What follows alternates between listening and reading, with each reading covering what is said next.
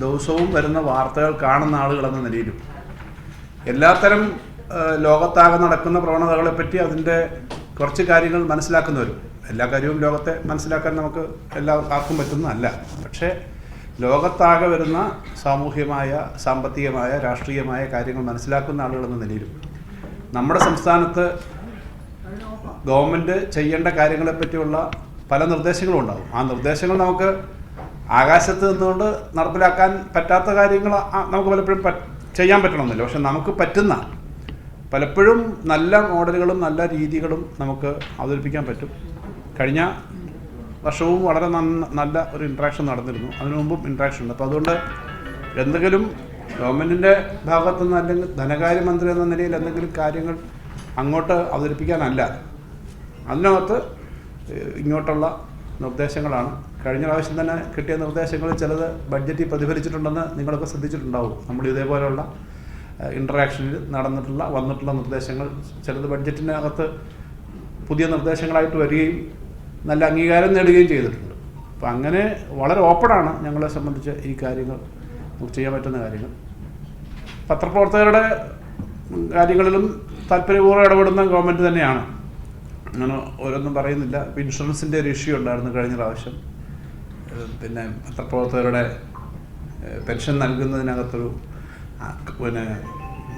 മാനേജ്മെൻറ്റുകൾ തരണം എന്ന് പറഞ്ഞ ആ തുക തരുന്നതിൻ്റെ പേരിലൊരു അത് തരാത്തതുകൊണ്ടുണ്ടായിരുന്ന ഒരു ഇഷ്യൂ ഉണ്ടായിരുന്നു. ആ ഇഷ്യൂ ഒക്കെ സോൾവ് ചെയ്ത് അത് മുഴുവൻ സർക്കാർ തന്നെ നൽകുന്ന തരത്തിലേക്കാണ് കഴിഞ്ഞ പ്രാവശ്യം നേരത്തെ തീരുമാനിച്ചത്.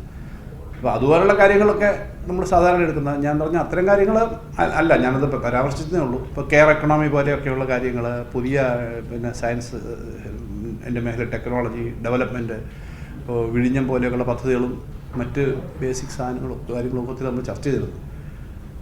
അത് വളരെ പ്രധാനപ്പെട്ട ഒരു കാര്യമാണ്. പ്രത്യേകിച്ചും മറ്റ് രാഷ്ട്രീയ കാര്യങ്ങളൊക്കെ ലോകത്താകെ അതിവേഗം ഈ എക്കണോമിയിൽ, സോഷ്യൽ ലൈഫിൽ, പൊളിറ്റിക്കൽ തിങ്കിങ്ങിലുണ്ടാകുന്നൊരു വ്യത്യാസം കൂടെ ഉണ്ട് ഈ ഘട്ടത്തിൽ.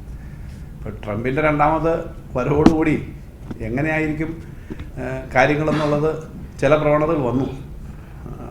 ആകെ ഒരു എക്കണോമിയെ തന്നെ ബാധിക്കുന്ന തരത്തിലേക്കുള്ള തീരുമാനങ്ങൾ വളരെ, ആ തീരുമാനം എങ്ങനെ ലോകത്തെ ബാധിക്കും എന്നുള്ള പ്രശ്നമുണ്ട്. അതിനകത്ത് ഈ സോഷ്യൽ സെക്യൂരിറ്റിയും സാധാരണക്കാർക്കുള്ള പ്രൊട്ടക്ഷനും ഒന്നും പ്രശ്നമല്ല എന്നുള്ളൊരു മെസ്സേജാണ് ഏറ്റവും പ്രധാനപ്പെട്ട കാര്യം.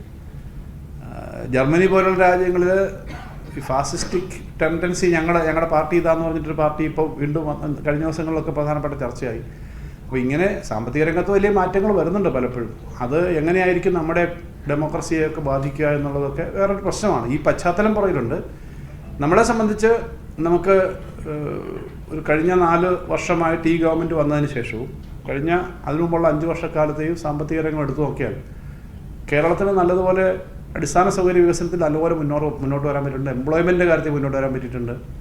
കഴിഞ്ഞ ദിവസം ഈ വ്യവസായികളുടെ സംഘടനകളുമായിട്ട് ചർച്ച നടത്തുമ്പോൾ അവർ തന്നെ പറഞ്ഞത് കഴിഞ്ഞ 1-2 വർഷമായിട്ട് നല്ലൊരു കോൺഫിഡൻസ് വന്നിട്ടുണ്ട് വ്യവസായികൾക്ക്. ഇവിടെ ചെയ്യാൻ പറ്റും, ഇവിടെ നല്ലതുപോലെ മുന്നോട്ട് പോകാൻ പറ്റും എന്നൊരു കോൺഫിഡൻസ് വന്നിട്ടുണ്ട്. നേരത്തെ ഉണ്ട്, പക്ഷേ ഇപ്പോൾ കുറച്ചുകൂടി പല കാരണങ്ങളുണ്ടാവും, ലോകത്തിൻ്റെ പല കാരണങ്ങളുണ്ടാവും. എന്നാലും ഗവൺമെൻറ്റിൻ്റെ ഇൻഫ്രാസ്ട്രക്ചറിൻ്റെ കാര്യത്തിനകത്തുള്ള കൂടുതൽ ഡെവലപ്മെൻറ്റും വളരെ ക്വിക്കായിട്ടില്ല. ഇന്ത്യയിലെ ഏറ്റവും പ്രധാനപ്പെട്ട തരത്തിലേക്ക് ഈ സാധനങ്ങൾ ഉൽപ്പാദിപ്പിക്കാനും കയറ്റി അയക്കാനും പറ്റുന്ന തരത്തിലേക്കുള്ള പശ്ചാത്തല സൗകര്യങ്ങൾ വരുന്നതുകൊണ്ടും ഒക്കെ ആയിരിക്കണം അങ്ങനൊരു കാര്യങ്ങൾ പറയുന്നുണ്ട്.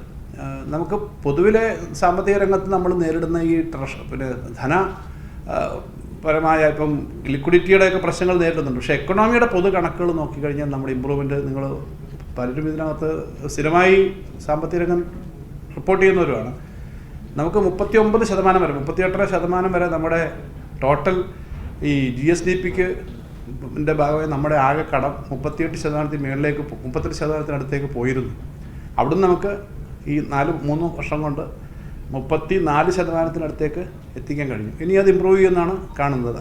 ടോട്ടൽ നമ്മുടെ സംസ്ഥാനത്തിൻ്റെ കടബാധ്യത കേന്ദ്ര ഗവൺമെൻറ് 5% വരെ GSDPയുടെ ഭാഗമായിട്ട് ബോറോയിങ് തന്നിരുന്നു. കോവിഡ് സമയത്ത് അത് തരേണ്ടി വരും. 4% നമ്മൾ എടുത്തിരുന്നു, അതിപ്പോൾ 3.5% ഉള്ളൂ. ഇപ്പോൾ ഈ വരുന്ന സാമ്പത്തിക വർഷം 3% അവരെടുക്കാൻ സമ്മതിക്കുന്നു. അപ്പോൾ 1% എന്ന് പറഞ്ഞാൽ ഇപ്പോഴത്തെ കണക്കിൽ, ഈ വർഷത്തെ കണക്ക് വെച്ചാണെങ്കിൽ ഒരു 13,500 കോടി വരും. 2% കുറയുമെന്ന് പറഞ്ഞാൽ 27,000 കോടി ആ ബോറോയിങ്ങിൽ മാത്രം കുറയും. ആ ബോറോയിങ്ങിൽ അത്രയും കുറവ് വന്നു. ഇവിടെ അറിയുന്ന പോലെ GSTയുടെ കോമ്പൻസേഷൻ തന്നോട്ടിരുന്നൊരു 12,000 കോടി രൂപ ഒരു വർഷം കിട്ടിക്കൊണ്ടിരുന്നത് അത് പോയി. നമുക്ക് റവന്യൂ ഡെഫിസിറ്റ് ഗ്രാൻഡ് പ്രത്യേകമായി തന്ന അതുമില്ല. നമ്മുടെ 1.92 എന്നുള്ള നമ്മുടെ ഡിവിസീവ് പൂൾ ഇതുവരെ ഏറ്റവും കുറവാണെന്ന് മാത്രമല്ല ഇതിനേക്കാളും താഴോട്ട് പോകാൻ പറ്റാത്ത തരത്തിലേക്കുള്ള കുറവാണ് കഴിഞ്ഞ ധനകാര്യ കമ്മീഷൻ കഴിഞ്ഞ 3-4 വർഷമായിട്ട്. ഇത് 5ാമത്തെ വർഷമാണ് നമ്മൾ അനുഭവിക്കുന്നത്. ഈ ഗവൺമെൻറ് കാലത്താണ് ആ ധനകാര്യ കമ്മീഷൻ വന്നത്. തൊട്ട് മുമ്പത്തെ ആണെങ്കിൽ പോലും നമുക്ക് 8,000-10,000 കോടി വർഷം അധികം കിട്ടില്ല. ഇത്രയെല്ലാം കുറവ് വന്നു. അവിടെ കുറവ് വരുമ്പോൾ വാസ്തവത്തിൽ നമ്മൾ ഇതെല്ലാം സ്റ്റോപ്പായിക്കൊണ്ട് 50,000 കോടിയിലധികം ഒരു വർഷം കുറവാണ്. കിഫ്ബി നേരത്തെ നമുക്ക് ബോറോയിങ്ങിനകത്ത് വന്ന് ചെയ്തുകൊണ്ടിരുന്നതാണല്ലോ. കിഫ്ബി ഇപ്പോൾ ആ ബോറോയിങ് അവർ പ്രത്യേകമായിട്ട് ബഡ്ജറ്റിൻ്റെ നമ്മുടെ അവർ OMB എന്ന് പറയുന്ന എടുക്കാൻ പറ്റുന്ന ഓപ്പൺ മാർക്കറ്റ് ബോറോയിങ് നമുക്ക് അനുവദിക്കുന്ന ബോറോയിങ്ങിന് അകത്ത് അല്ലാതെ പുറത്തെടുത്തുകൊണ്ടിരുന്നത് കിഫ്ബിയും പെൻഷൻ കമ്പനിയും ഇപ്പോൾ പൂർണ്ണമായും നമ്മുടെ ബോറോയിങ് ലിമിറ്റിനകത്തായി. പക്ഷെ അതൊക്കെ നമ്മൾ പ്രവർത്തനങ്ങൾ നിർത്താനല്ല മുന്നോട്ട് കൊണ്ടുപോകാൻ തന്നെയാണ് ശ്രമിക്കുന്നത്. അപ്പോൾ അങ്ങനെ വന്നൊരു സാഹചര്യത്തിൽ ഇത്രയും ഒരു 50,000 കോടിയിലധികം രൂപയുടെ കുറവ് വരുമ്പോൾ ഇതെങ്ങനെ മുന്നോട്ട് പോകും എന്നുള്ളൊരു ആശങ്ക ഇപ്പോഴും ആശങ്കയിൽ എങ്ങനെയാണ് ഇത് പോകുന്നത് എന്നുള്ളത് വളരെ അത്ഭുതമാണ്. പൊതുവിൽ പല എക്കണോമിസ്റ്റുകളും ഇതൊക്കെ കൃത്യമായി ഫോളോ ചെയ്യുന്നവരും പറയാറുണ്ട്. നമ്മൾ അത്രയും പണം കിട്ടുന്ന സമയത്ത് 1,15,000 1,13,000 കോടിയായിരുന്നു ശരാശരി കഴിഞ്ഞ ഏറ്റവും കൂടുതൽ ചിലവാക്കിയത് തൊട്ട് മുമ്പത്തെ പിണറായി സർക്കാരാണ്. ഒന്നാം LDF സർക്കാരാണ്. ഒന്നാം പിണറായി സർക്കാരാണ്. അന്ന് 1,13,000 നോക്കിക്കഴിഞ്ഞാൽ ഒരു വർഷം ശരാശരി 5 വർഷത്തെ ആകെ ചിലവിട്ട് നോക്കുമ്പോൾ അത്രയും ചിലവാക്കിക്കൊണ്ടിരുന്ന ഒരു സ്ഥലത്ത് ഇപ്പോൾ 1,60,000 കോടിയിലധികമാണ് ചിലവാക്കുന്നത്. ഇത്രയും കുറവ് വന്നിട്ടും അത് എല്ലാവരുടെയും ഒരു പിന്തുണയും നമ്മുടെ ഒരു ടാക്സ് എഫിഷ്യൻസി. ടാക്സ് കൂട്ടാനൊന്നും പറ്റില്ല, അത് എല്ലാവർക്കും അറിയാവുന്നതാണ്. ടാക്സിനൊന്നും വലിയ പവേഴ്സ് നമുക്ക് ഇൻഡിപെൻഡൻറ്റ് ഫ്രീഡമൊന്നുമില്ല. മൊത്തത്തിൽ നമ്മുടെ എക്കണോമിയിലൊരു ചലനവും പരമാവധി ആളുകൾ നികുതി അടയ്ക്കുകയും പലതരത്തിലുള്ള വരുമാന സോഴ്സ് നോക്കിയിട്ടാണ്. ഇനിയും നമുക്ക് കുറേ അഡ്വാൻസ് ചെയ്യാനുണ്ട്, എന്നാലും അങ്ങനെയാണ് നിൽക്കുന്നത്. അപ്പം ഇതിൻ്റെ ഭാഗമായിട്ട് വന്നിട്ടുള്ള ധാരാളം കാര്യങ്ങളുണ്ട്. അതൊന്നും ഞാൻ എടുത്തു പറയുന്നില്ല. ഞാൻ പറഞ്ഞത് ഇത് കേരളത്തിൻ്റെ ഒരു പൊതുവിഷയം എന്ന നിലയിൽ നമുക്കിനി എന്തൊക്കെ ചെയ്യാം, കൂടുതൽ ചെയ്യാം, എന്താണ് ചെയ്യേണ്ടത്, അതിന് പറ്റുന്ന കാര്യങ്ങൾ. എന്തായാലും നമുക്ക് അടുത്ത ധനകാര്യ കമ്മീഷൻ ഇപ്പോൾ വരും. അതിൻ്റെ തൊട്ടടുത്ത വർഷം വരേണ്ടതാണ്. അതിൻ്റെ എല്ലാ കാര്യങ്ങളും നടപടിക്രമം വന്നു. മുന്നോട്ട് പോകുമ്പോൾ കൂടുതൽ മെച്ചപ്പെട്ട തരത്തിലേക്ക് തന്നെ പോകാൻ പറ്റുന്നൊരു ബേസ് നമുക്കിപ്പോൾ ഉണ്ട്.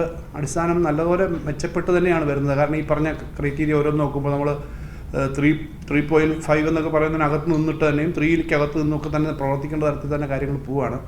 നമുക്ക് കുറച്ചുകൂടി ഫ്രീഡം തരേണ്ടതാണ്, അല്ലെങ്കിൽ കുറച്ചുകൂടി കിട്ടേണ്ടതാണ്. എന്നാൽ അത് കിട്ടുന്നില്ല എന്നുള്ളത് കൊണ്ട് നമ്മുടെ പ്രവർത്തനങ്ങൾ പുറകോട്ട് പോയിട്ടില്ല.